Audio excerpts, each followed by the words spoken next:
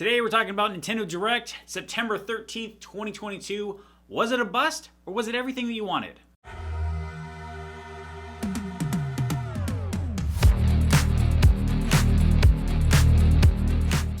Alright, to start out, I thought Nintendo came out in its similar fashion, just like any business, and they fluffed it for about 20 minutes, just showing you, little clips here, little clips there, new games they have in the works, nothing concrete, nothing big titles, nothing to really drive you into why you've been sitting here.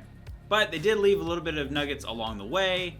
One being the Nintendo 64 expansion. I know people are getting tired of old games just having a platform, but as someone who likes old games, I thought this was pretty dope. Most of them now are party games. I'm gonna put them on the screen here. So in 2022, you have Pilotwing 64, which if you've ever played the original Pilotwings on Super Nintendo, it's pretty fun. I mean, there's parachuting, there's skydiving, there's flying airplanes, hang gliders. Nintendo 64, broke out 3D. This was a great game to kind of maneuver and be able to do some more things around it. The rest of 2022 is just Mario Party. Mario Party 1, Mario Party 2, which then leads into Mario Party 3 in 2023. I also have Pokemon Stadium, Pokemon Stadium 2. I mean, I get we all like to hang out together and play, but come on, we need a little bit more in this. Brought back 1080, not bad. Excitebike 64, fine. But there was a little bit of icing on the cake, and if you've not heard this before, the greatest game on Nintendo 64 is, and I don't care if you hate me for saying it, is Goldeneye. Now, whether they didn't come out and say when it was coming out, right? It didn't say 2022 or 2023. It said coming soon.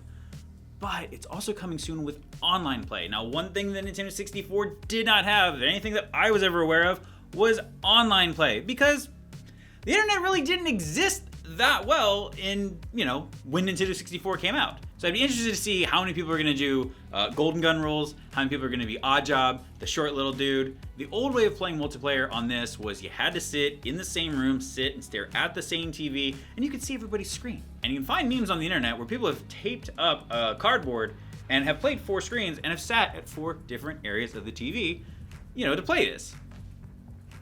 That is no longer now. You can play it on your big screen by yourself and not cheat. So now it's going to get a little tougher. The graphics are going to be horrendous, but the nostalgia is going to be through the roof, and that's what I'm going for. One of the big takeaways from this, not the big takeaway, but one of the big takeaways from this was they're expanding the Pikmin franchise. Now, it's been quite a few years since, Pikmin 3 came out, and then the Pikmin 3 Deluxe when it came onto the Nintendo Switch. And so what they're promising is 2 games. There will be a Pikmin 4, which will come out in 2023, as well as they've also kind of mimicked the Pokemon Go franchise with something called Pikmin Bloom.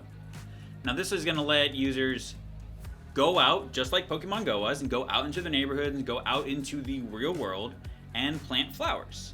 Just like catching Pokemon, going and battling other gyms, you can go from place to place and unlock special Pikmin.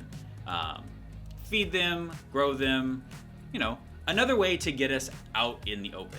One game that I'm actually really interested in is this game called Sifu. And you start off and you're young. It looks like you're about 18, and you're exacting revenge against someone who wronged you. I didn't really catch most of the story, but the story looked pretty cool. And as you're fighting, it's just, basically any kind of fighting game. As you're going through and you're fighting, you're learning skills. Every time that you fall in battle, you gain 1 year of your life. But as you get older, you unlock more abilities and more capabilities on, fighting technique. So what the main goal of this is, can you exact revenge before you die? It's actually definitely one that I'm going to pick up. It looks cool. It looks entertaining. Why not? Give it a shot. And as any showman would do, Nintendo is no different.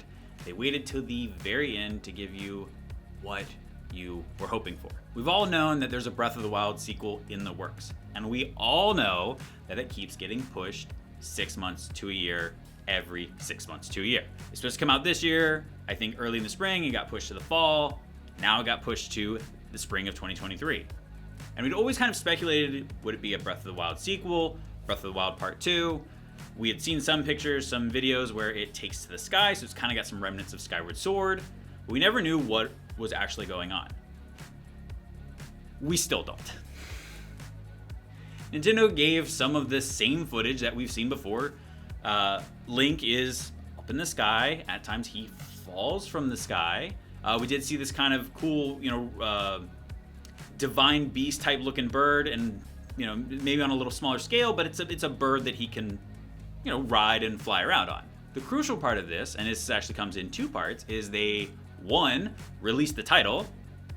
It is called Zelda Tears of the Kingdom, which actually sounds kind of cool. Right? I'm not gonna lie. And Breath of the Wild 2 was gonna be a little bit of a in my book, but Tears of the Kingdom sounds pretty cool. It's already got me hooked in.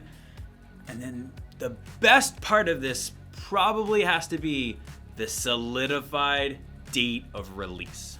May 12th, 2023. Not spring 2023, not 2023. They held firm to a date. So, as all the Fry memes would say, shut up and take my money. As soon as I can pre-order this is gonna get pre-ordered. I get it, I'm a fanboy. I love Zelda. Zelda's my favorite franchise. If you don't know anything about this channel, know that one thing. And if you do know anything about this channel, you already know that one thing. Now, I will say that there was a lot of speculation of we were going to see this already, we were going to know more about this video game, and there was maybe some extra little bonus that was gonna hold off. Maybe it was gonna get us through Christmas with the release of Wind Waker on Switch and Twilight Princess on Switch. Now, I watched the whole Direct. I didn't see anything.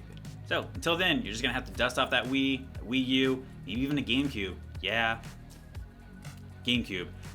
To play Wind Waker or Twilight Princess. Thanks for talking Nintendo Direct with me. Leave a comment, let me know what you think about all the games that came out. Cover more of the highlights that I thought stood out, that was what people were trying to go for. I threw in that little Sifu one because I thought that was a dope game and I wanted to play it. And if you like hearing me talk about video games, talk about playing them, check out some of these other videos we got. But until the next time, I've been Rex. You've been cool. Can't wait to see you. Later.